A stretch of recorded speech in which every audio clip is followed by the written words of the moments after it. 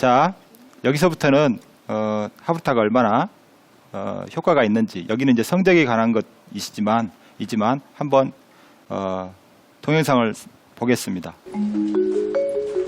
우리도 잠깐 공부를 해볼까요? 도서관 모양의 조용한 공부방입니다. 한 사람씩 칸막이로 나뉘어져 있죠. 지금부터 8명의 대학생들은 서양사의 한 부분을 공부하게 됩니다. 3시간 뒤 시험을 보기로 했습니다.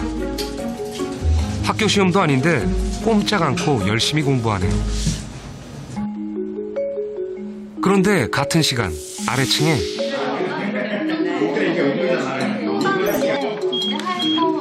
또 하나의 공부방이 있습니다. 말하는 공부방입니다. 이 방에서는 혼자 공부해서는 안 됩니다. 서로 묻고 설명하며 공부해야만 하죠. 결국에 이 식민지들까지 다 이어서 하나의 큰 제국으로 같은. 그래도 공부가 재미있어 보입니다. 3시간 뒤 조용한 공부방과 말하는 공부방 학생들이 모두 시험장에 들어섭니다. 지금부터 시험을 시작을 하겠습니다. 네, 문제지 펼치고 시험 문제 풀어주세요. 조용한 공부방 학생들입니다. 잘 풀고 있을까요? 막상 시험지를 받고 시험 문제를 풀려고 하니까 딱 그 중요한 부분에서 생각이 안 나고. 이쪽은 말하는 공부방 학생들입니다.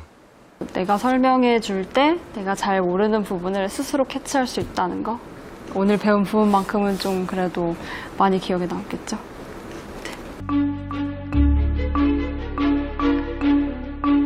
결과는 놀라웠습니다. 단답형 점수가 말하는 공부방이 2배나 높습니다. 수능형 문제도 더 높은 점수를 받았고 서술형 역시 말하는 공부방이 2배 가까운 점수입니다. 말하는 공부법엔 어떤 비밀이 숨어 있을까요?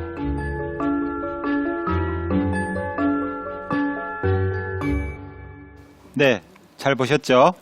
네, 나름 효과가 있습니다. 네, 실제로 학교에서 적용하신 분들, 가정에서 적용하신 분들이 실제로 이런 증언을 많이 하시고요. 가정이 좋아졌다, 아이들의 성적도 좋아졌다, 그리고 학교에서는 우리 반 아이들의 성적이 월등히 좋아졌다, 그리고 아이들 간에 왕따라든가 여러 가지 폭력 이런 것들이 사라지고 서로 우정을 이렇게 키우는 그런 환경이 만들어져서 너무 고맙다고 말씀을 많이 하십니다. 그래서 이 유대인들은 가정에서 또 학교에서 또 기업에서 군대에서 심지어 국무회의에서도 이런 토론을 많이 합니다. 그래서 하브르타라는 것은 언제 어디서나 2사람만 있으면 가능한 공부 방법입니다. 하브르타를 할 때는 꼭 필요한 요소들이 있습니다. 둘이 앉아서 공부한다고 또 될 일은 아니잖아요. 그래서 반드시 좋은 스승이 있어야 되고요. 2번째는 좋은 친구를 얻어야 됩니다. 네, 3번째는 모든 사람을 긍정적으로 생각할 수 있어야 됩니다. 이 말은 무슨 말이냐면 토론할 때 질문이나 반박을 해주면 상당히 빈정상할 수도 있어요. 네, 그런 것들을 나를 공격한다고 받아들이지 말고 나를 생각해서 나의 의견을 좀 더 밀도 있고 완성도 있게 해주기 위해서 오류를 잡아준다. 이렇게 생각하시고 기쁘게 받아들이셔야지 이런 것들을 너무 나쁘게 보시면 이게 토론이 안 됩니다. 네. 그리고 한번 하다가 토라져가지고 가시는 분도 있어요. 네. 조금 더 자세히 보시면요. 선생님은 언행일치가 되시는 분을, 물론 학식도 있고 언행일치도 되고 인성도 되시는 분이 좋은 선생님입니다. 어떤 유대인 그 고명한 랍비가 제자를 많이 길렀어요. 그 제자들 중에 일부가 이제 졸업을 했는데 졸업한 제자들 중에 한 명이 이렇게 놀고 있어요. 그래서 그 제자를 불러가지고 제자들이라도 키워서 좀 네 호구지책이라도 삼아야 되지 않겠냐 이렇게 이야기했어요. 그러니까 선생이 되라는 거죠. 그랬더니 이 사람은 선생이 되긴 싫다 이렇게 이야기합니다. 왜 선생이 되기 싫으냐? 그러니까는 나는 잘못된 가르침을 주기 싫다. 그런 이유로 이제 선생이 되기 싫대요. 그럼 너는 선생을 뭐라 그러느냐? 이렇게 깜짝 놀라서 물어보니까 선생님은 잘못된 가르침을 가르치는데 두려움이 없는 사람. 이렇게 이야기합니다. 잘못된 가르침이라는 건 이겁니다. 위선적인 가르침을 이야기해요. 쉽게 말하면 자기는 안 하면서 말로만 가르치는 선생님. 이런 가르침을 받는 제자들은 좀 불행하겠죠. 선생님을 고를 때 그런 선생님을 골라가지고 뭐 선생님이 아니라 멘토라는 이름도 좋습니다. 그런 멘토들을 밑에서 배워야 제대로 배울 수 있습니다. 자, 그리고 친구는요. 하브루타 친구를 사귈 때는 돈을 주고라도 그런 좋은 친구를 얻으라고 합니다. 그리고 진심을 다해서 당신의 의견을 들어주고 경청해주고 때로는 날카롭게 비판해주는 그런 친구를 얻으라고 합니다. 교사와 나를 내가 스승으로 보시는 그분과 또 내가 친구로 삼는 그 친구가 불편하고 또 불친절하게 할수록 사실은 좋은 친구입니다. 또 좋은 교사이고요. 이상하죠? 친절하게 해줄 것 같은데 불친절하단 말은요. 내가 물어보면 선생님이니까 물어보겠죠. 물어보면 바로바로 답을 해주는 선생님은 참 친절한 선생님이지만 좋은 선생님은 아니에요. 아시죠? 네. 계속해서 생각할 수 있도록 힌트도 주고 책도 소개해주고 이런 분들이 좋은 스승이고요. 불친절한 친구는 아까 말씀드린 대로 토론할 때 아주 날카롭게 지적해주고 반박해주는 친구가 아주 좋은 친구입니다. 그리고 그런 친구의 어떤 반박이나 질문을 고맙게 받아들이는 그런 자세가 필요하겠습니다. 자, 이제 하브루타의 목적을 보겠습니다. 시중에 이렇게 뭐 교육계에서도 많이 하지만 디베이트가 있어요. 이렇게 논쟁이 있습니다. 근데 이 논쟁은 뭐 법정에서 하는 그 변호사와 검사의 논쟁처럼 좀 서로 이기려고 하는 경향이 있습니다. 물론 그렇지 않은 경우도 있고요. 하지만 잘못되면 그렇게 승리만을 위한 논쟁을 하게 되면 조금 어렵습니다. 근데 하브루타는 승리가 목적이 아니라 여기서 보면 하늘의 이름을 위한 논쟁을 하라고 이렇게 돼 있습니다. 그렇게 되면 오래 가고 하늘의 이름을 위하지 않는 논쟁은 지속되지 않는다 이렇게 얘기합니다. 그러면 이 논쟁이라는 말 있잖아요. 논쟁이라는 말은 히브리어로 마흘로케트라고 합니다. 마흘로케트인데 이 마흘로케트란 원래 뜻은 뭐냐면 두 번째 의견을 이야기해요. 반대 의견을 이야기합니다. 예를 들면 대한민국은 민주공화국이다. 어떤 사람이 이렇게 이야기했어요. 그러면 두 번째 사람이 대한민국은 민주공화국이 아니다 라고 이야기하면 두 번째 의견을 마흘로케트, 반대 의견을 이야기합니다. 그럼 논쟁이 되겠죠. 논쟁이 되는데 이 두 번째 의견이 하늘의 이름을 위한 그런 목적으로 하라는 거예요. 반대를 위한 반대를 하지 말라는 뜻입니다. 근데 그 사람을 보고 이 사람이 진짜 순수한 마음으로 하는 건지 아니면은 반대를 위한 반대를 하는 건지 그걸 어떻게 할 수 있을까요? 경청의 자세를 보면 압니다. 네. 만약에 반대를 위한 반대를 하는 사람들은 경청 안 해요. 자기 말만 계속 합니다. 논쟁이 아니에요, 이거는. 네. 만약에 공공선을 위한 논쟁을 하신 분들은 국회의 같은 데서는 공공선을 위한 국민들을 위한 논쟁을 해야 되겠죠. 근데 자기 이야기만 하고 듣지 않는 그런 토론자가 있다면 그분은 지금 반대를 위한 반대 의견을 내고 있는 겁니다. 그래서 유대인들은 그런 걸 너무나 잘 알기 때문에 아까 같은 그런 원칙들을 잘 지키고요. 그래서 논쟁을 하면 할수록 유대인들은 더 친해진다고 그래요.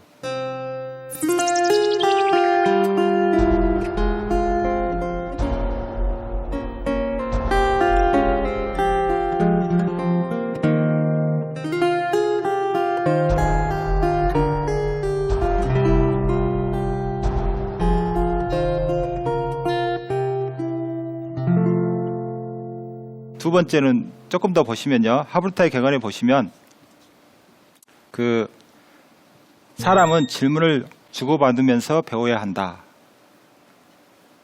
그러니까 공부를 하실 때는 항상 질문을 통해서 서로 논쟁하면서 배우는 게 가장 확실하게 배우는 방법이다. 이런 뜻이고요. 두 번째는 논쟁에 참여해야 어떤 지식을 좀 더 명확하게 또 확실히 알 수 있습니다. 왜냐하면 그냥 받아들이기만 하면 이게 어떤 것이 옳고 그런 것을 판단하기 전에 받아들였기 때문에 나중에 진짜 어떤 사람이 질문해 오면 답을 제대로 할 수가 없어요.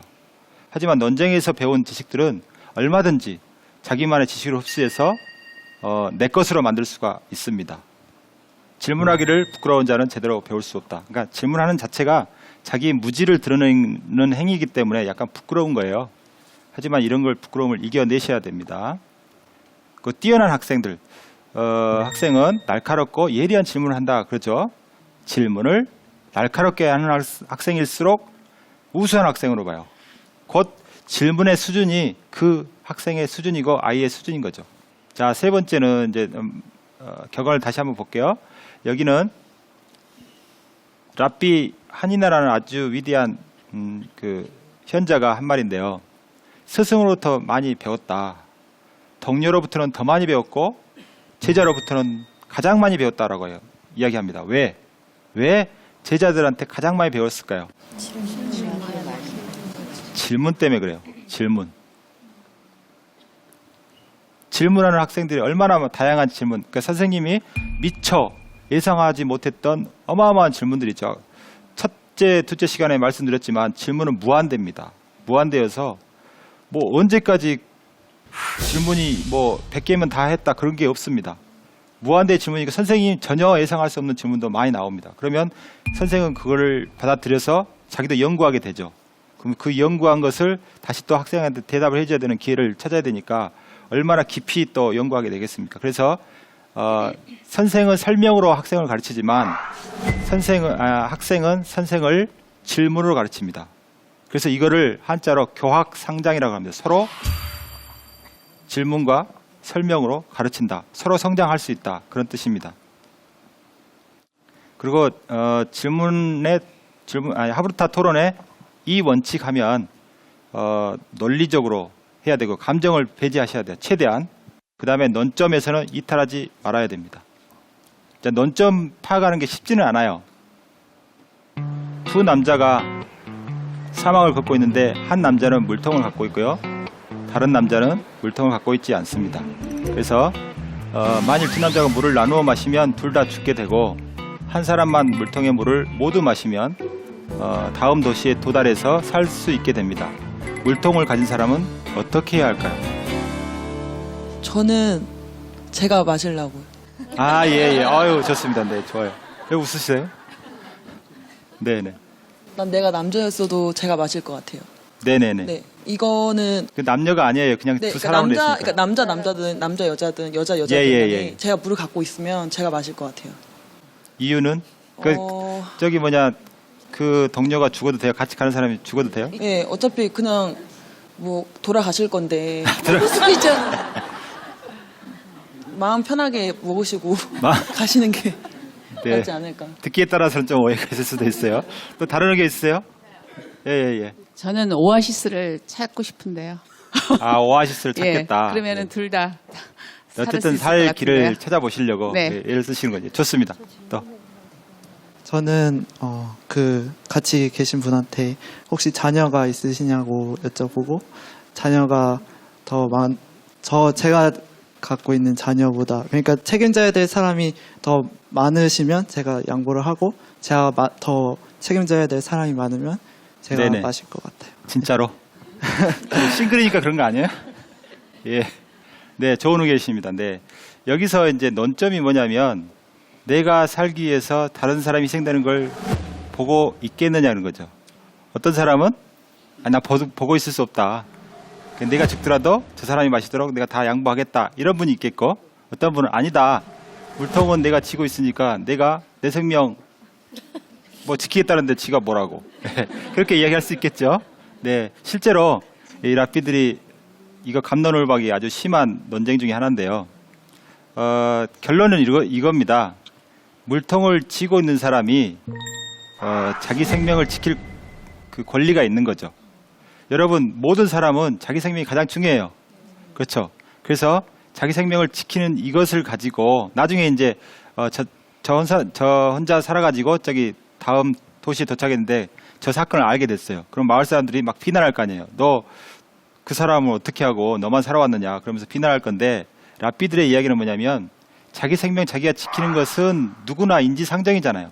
그래서 설령 저런 극한 상황이 왔더라도 비난할 수는 없다라는 뜻이에요. 그리고 또 하나는 의견이 여러 가지 있는데 준비가 철저한 사람이 우선권을 갖는 것이 당연하다. 저 사람은 물통을 준비해 왔잖아요. 다른 사람은 준비해오지 않았기 때문에 물통을 준비해온 사람이 우선권이 있기 때문에 그 사람의 결정을 따르는 것이 맞다는 거죠.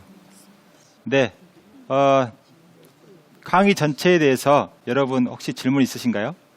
유대인의 교육이 저희 나라의 교육하고는 다 맞다고 보진 않거든요. 네. 저희 나라, 저희 교육하고 이게 얼마나 맞을 수 있는지.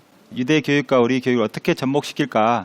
저는 아주 좋은 질문이어서 저도 똑같이 생각을 했고요. 그래서 가장 중요한 부분이 뭔가라는 그 핵심 키워드를 생각했는데 그게 질문이었어요. 질문은 왜 제가 질문을 강조하냐면 질문은 모든 배움의 기초가 되기 때문에요. 유대인이든 유대인이 아니든 상관없이 배운다고 할 때는 질문이 먼저 주어져야 됩니다.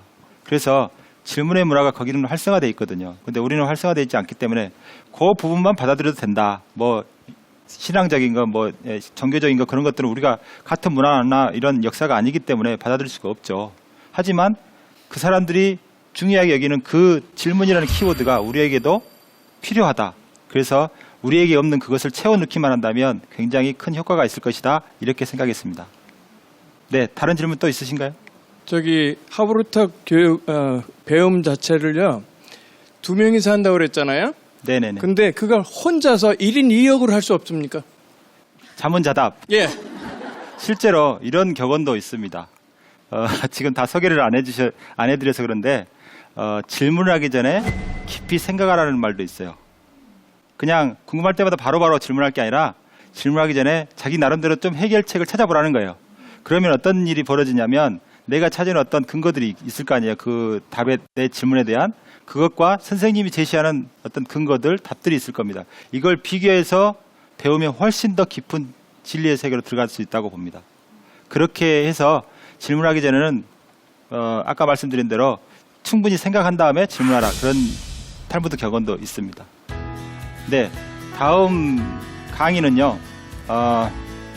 이렇게 질문을 통해서 또는 여러 가지 토론 문화를 통해서 양성된 인재가 어떤 모습인지를 같이 생각해보는 시간을 갖겠습니다. 그래서 그런 인재상을 보고 우리도 받아들일 수 있다면, 그런 인재를 만들 수만 있다면 우리도 배워볼 수 있는 시간을 갖겠습니다. 감사합니다.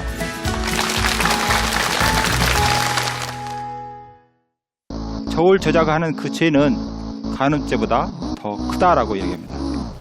간음죄는 피해자가 바로 알 수 있지만 이 저울 저작은요 수없이 많은 피해자들을 양산하고 누가 누군지도 몰라요. 그 중에서 세다카 계명이 있어요. 반드시 자선해야 되는 계명인데 그 계명의 중요도가 어느 정도냐? 612개의 계명을 다 묶어놓은 것보다 묶어놓은 만큼 중요하다. 공부한다 그러면 돈 없어서 못하는 유대인은 없어요. 자기가 하기 싫어서는 공부를 안 하겠지만 제가 퀴즈를 하나 낼까요? 책을 읽는다.